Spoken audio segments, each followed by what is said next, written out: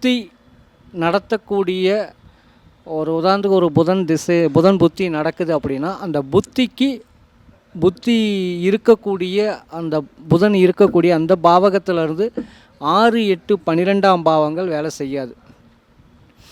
மெயினாக 6, 8 அந்த புத்தி நடத்தக்கூடிய இடத்துல இருந்து 6, 8, 12 வேலை செய்யாது. அதற்கு பார்த்திங்கன்னா 2ஆம் இடத்துல இருக்க அந்த புத்திக்கு 2ஆம் இடத்துல இருக்க பாவகம் வந்து பார்த்திங்கன்னா ஓரளவுக்கு தான் வேலை செய்யும். அது எப்படின்னா ஒரு வேலையை ஆரம்பித்து அது முடிக்க போகிற கண்டிஷனில் திடீர்னு அது ஒரு பிரச்சனையாகி அப்படியே ஸ்டாப் ஆகி நிற்கக்கூடிய சூழ்நிலையை கொடுத்துரும். அதே மாதிரி ஒரு புத்திக்கு 3ஆம் இடம் அப்படிங்கிறது பார்த்திங்கன்னா சப்போர்ட் பண்ணுற பாவகம் அப்படிங்கிறதுனால 3, 7, 11 அப்படின்னு பார்த்திங்கன்னா இப்போ புத்தி வந்து மிதுனத்தில் புதன் புத்தி நடத்திக்கிட்டு இருக்கு. அதே பார்த்திங்கன்னா சிம்மத்தோட வேலையை 200% வேலை செய்யும்.